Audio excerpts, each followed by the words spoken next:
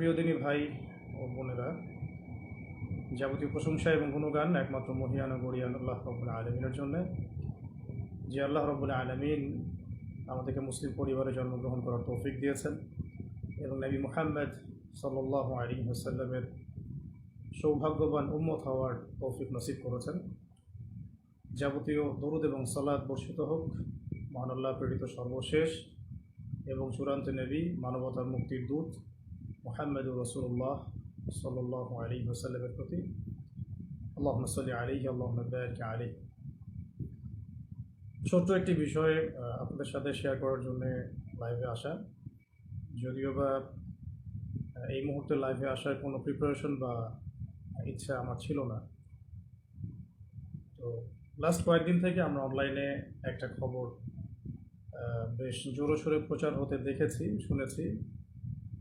অনেক দিনই ভাই এবং বোন আমার কাছে, আমাদের আত্মীয় স্বজনের কাছে, আমাদের অফিসিয়াল পেজে বারংবার নক দিচ্ছেন, ফোন করছেন এবং জানতে চাচ্ছেন যে চলমান যে সরকার বিরোধী আন্দোলন, চলমান যে রেভলিউশন, সরকার বিরোধী আন্দোলন, ছাত্র জনতার বিজয়, এই পারপাসে আপনাকে গ্রেফতার করা হয়েছিল কি না বা অ্যারেস্ট করা হয়েছিল কি না, বা অনেকে বলছেন যে আপনি নিখোঁজ, আপনাকে পাওয়া যাচ্ছে না। কেউ বা বলছেন যে আবু তো আদনান ভাইকে কি গুম করা হয়েছে কিনা ইত্যাদি। তো এই বিষয়টা নিয়ে অনলাইনে আমরা ব্যাক টু ব্যাক দুটা বিবৃতি দিয়েছিলাম। তারপরেও যখন বিষয়টা থামছে না, সে কারণে বাধ্য হয়েই লাইভে আসতে হলো। কারণ বুঝতে পারছিলাম যে আমি সরাসরি না বললে আপনাদের বিশ্বাস হচ্ছে না যে আসল সত্যটা কি। তো খুব সংক্ষিপ্ত করে শেষ করে দেই। দার্স তাদরিস এবং যে ইসলাহি মজলিসগুলো ছিল সেগুলো তো অ্যাটেন্ড করছি না। এতে করে হয়তো আমাদের মুহিব্বিন ভাই বোন যারা, তারা ভাবতে এটা আবু তো আদনান ভাইকে কোনোভাবে হ্যারাস করা হয়েছে কিনা। আমি পজিটিভলি তাদের দৃষ্টিকোণ থেকে কথাটা বলছি। তো তাদের জন্য মেসেজটা হচ্ছে এই যে, প্রিয় ভাই ও বোনেরা, আমি আসলে ব্যক্তিগতভাবে লাস্ট 1 থেকে 1.5 বছর ধরে দ্বীনি ইলম এবং উচ্চতর ইসলামী পড়াশোনা এবং গবেষণা দুটোতে এত বেশি ব্যস্ত আছি যে এই ব্যস্ততার কারণে আমি কোনো মাহফিল অ্যাটেন্ড করছি না, এবং ভবিষ্যতে আসলে করার খুব একটা ইচ্ছা আছে, আমি এমনটাও বলবো না। এবং একই সাথে আমি মসজিদ ভিত্তিক যে তালিম, দার্স এবং ইসলাহি মজলিস এগুলো অ্যাটেন্ড করছি না। মাঝে মাঝে হয়তো কিছু জুমার খুতবা দিচ্ছি, এতটুকু পর্যন্তই। পুরো সময় পড়াশোনায় দেওয়ার, গবেষণায় থাকার রত আছি, ব্যস্ত আছি। এবং বড়েন উলামায়ে কেরামদের সোহবতে থেকে আরও গভীর ইলম অর্জন করে দ্বীনের জন্যে, উম্মার জন্যে, জাতির জন্যে ভালো কিছু দেওয়ার চেষ্টাতেই আমি ব্যস্ত আছি এবং আমি সম্পূর্ণ সুস্থ, নিরাপদ এবং আমার কর্মস্থলে আছি। তো এটা নিয়ে আপনারা যারা মুহিব্বিন ভাই বোন আছেন, মোটেও আপনারা উদ্বিগ্ন হবেন না এবং কোনো গুজবে কান দিবেন না, 1 নম্বর। দ্বিতীয় একটা প্রেক্ষাপট থেকে বলতে পারি যে হয়তোবা চলমান এই আন্দোলনে কিছু মানুষ গুজবকে অস্ত্র হিসেবে ব্যবহার করার চেষ্টা করতে পারেন এবং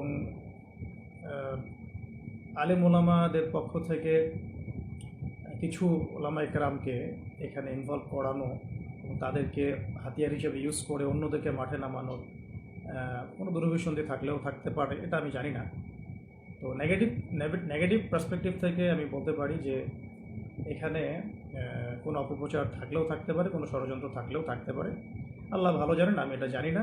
তবে তাদের প্রতি আমার একটা নসিহত থাকবে, যদি কেউ ইচ্ছাকৃতভাবে এরকম গুজব রটিয়ে থাকেন, না জেনে, না যাচাই করে, না বুঝে বা কোনো রকম দলিল প্রমাণ ছাড়াই অহেতুক যদি এটা ছড়িয়ে থাকেন, তাদের জন্য আমার জাস্ট একটা হাদিস আমি নসিহত করবো আপনাদেরকে।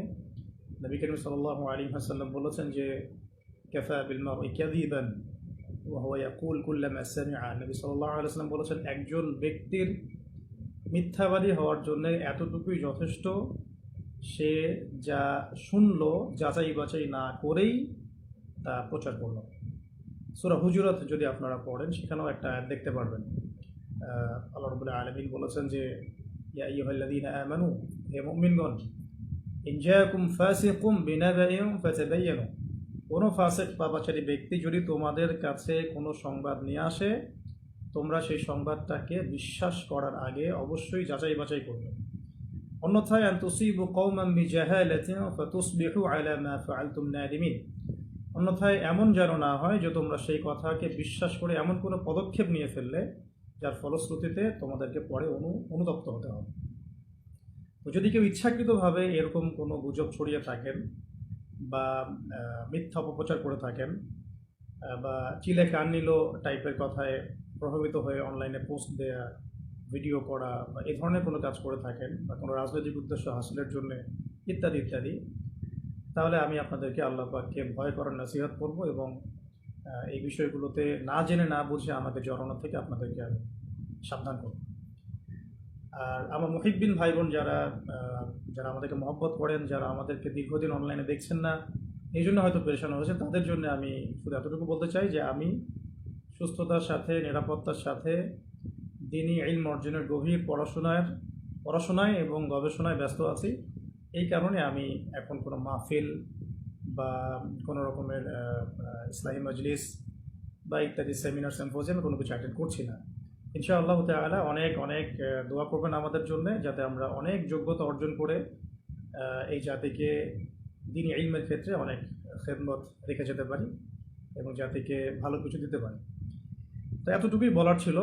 আর বাকি যে বিষয়গুলো সেগুলো ইনশাআল্লাহ তাআলা অন্য কোনো সেশনে আপনাদের সাথে কথা হবে। বেসিক্যালি এই লাইভটাতে আসার জন্য আমি মোটেও প্রস্তুত ছিলাম না, কিন্তু আমার দিনী ভাই বোনরা অনেকেই আমাকে এমনভাবে মেসেজ করছেন এবং টেক্সটের পর টেক্সট করে যাচ্ছেন এবং বিভ্রান্তি অনেকের মাঝে ছড়িয়ে গেছে।